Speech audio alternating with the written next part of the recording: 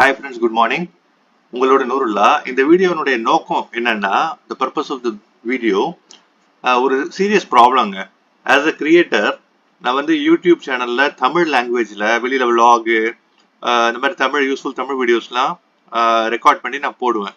அப்படி போடுறப்ப என்ன ஆகுதுன்னா, ரீசன்ட் டைம் தமிழ் என்னுடைய குரல் விலாகு இந்த மொழி எல்லாமே ஆட்டோமேட்டிக்கா யூடியூப் டிரான்ஸ்லேட் பண்ணி ஒரு அன்னோன் லாங்குவேஜ்ல ஒரு ஏலியன் லாங்குவேஜ் மாதிரி ஒரு என்னுடைய சவுண்டே போயிடுது. நான் சொன்ன விலாக் நான் சொல்ல கண்டென்ட்லாம் போயிடுது. என்ன காரணம்னா ரொம்ப டீப் டைவ் பண்ணி உள்ளார போய் இந்த பாருங்க சேட் வித் கிரியேட்டர் சப்போர்ட். நான் யூடியூப் ஸ்டுடியோவில் இந்த உள்ளார போய் இந்த கிரியேட்டர் சப்போர்ட்ல போய் இந்த இந்த விண்டோவில் இது வந்து ஏஐ சப்போர்ட்டட் விண்டோ ஒரு வழியா கேட்டு ஏஐயும் ஹெல்ப் பண்ணுச்சு.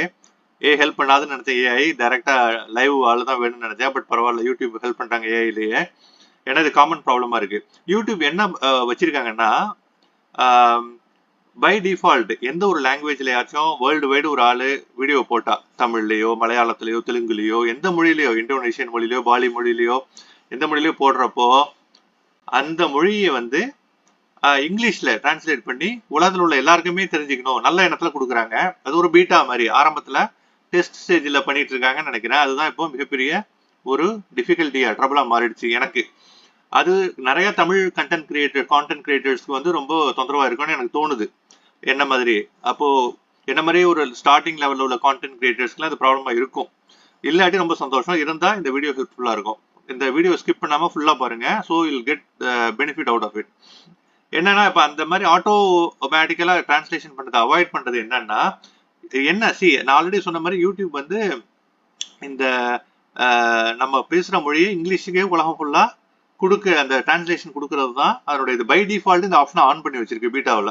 இப்போ என்ன ஆகுதுன்னா, இதை நான் ஆஃப் பண்ணினேன் கடைசி வரைக்கும் கஷ்டப்பட்டு கண்டுபிடிச்சு ஆஃப் பண்றப்போ அது பீட்டாவில் இருக்கனால ஏன் ஆஃப் பண்ற அந்த டேட்டாவெல்லாம் கலெக்ட் பண்ணிட்டு இருக்கு, ஸ்டார்டிங் ஸ்டேஜில் இருக்கு. அதுதான் இப்போ கான்டென்ட் கிரியேட்டர்ஸ்க்கு ஃப்ரஸ்ட்ரேஷன் உண்டாக்குது.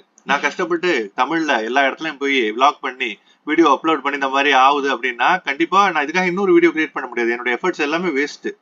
It cannot be like that. YouTube has to take care of this, despite the fact that they are making this option as one of the state of the art and very nice innovative option.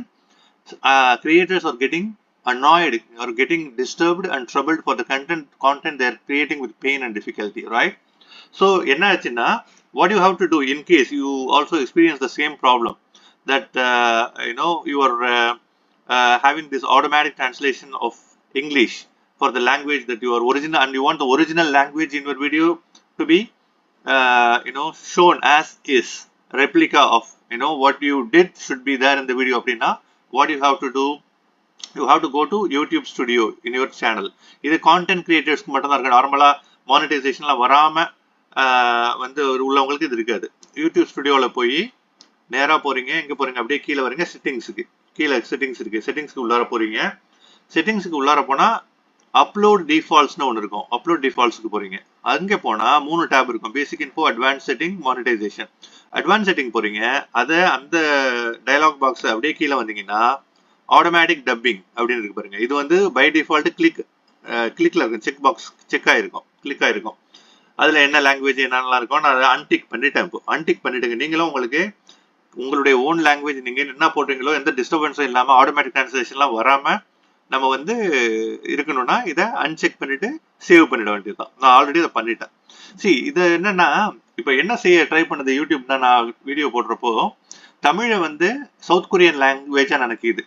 Tamil என்னன்னா, தமிழும் South Korean லாங்குவேஜும் almost similar kind of language specifics and characteristics. For example, pronunciation, the way of the language nuances, the way how it is spoken. Korean language versus Tamil language almost same. அப்போ என்ன பண்ணுதுன்னா, தமிழ் லாங்குவேஜை Korean லாங்குவேஜை நினச்சிக்கிட்டு Korean language வந்து இங்கிலீஷை translate பண்ணுது. ஆனால் தமிழ் கொரியன் லாங்குவேஜ் இல்லைங்களா? அப்போ அது வந்து இங்கிலீஷ் டிரான்ஸ்லேஷன், அந்த யூடியூப் இங்கிலீஷ் டிரான்ஸ்லேஷன் பண்ணுறப்போமோ அபத்தமாயிடுது. இங்கிலீஷ் ப்ராப்ளம் வர்றதில்லை. ஏன்னா நம்ம தமிழ் கொரியன் லாங்குவேஜ் இல்லை. ஆனால் கொரியனா நினச்சிக்கிட்டு இங்கிலீஷ் டிரான்ஸ்லேட் பண்ணுதுன்னா டிரான்ஸ்லேட் பண்ணப்படுகின்ற கண்டென்ட்டும் அபத்தமாக இருக்கு, மீனிங்லெஸ். கண்ணா பண்ணு வளர்ற மாதிரி ஒரு சவுண்ட் வருது. இதுதாங்க காரணம். நீங்க இதை ஃபாலோ பண்ணி பாருங்க. கண்டிப்பா யூ வில் கெட்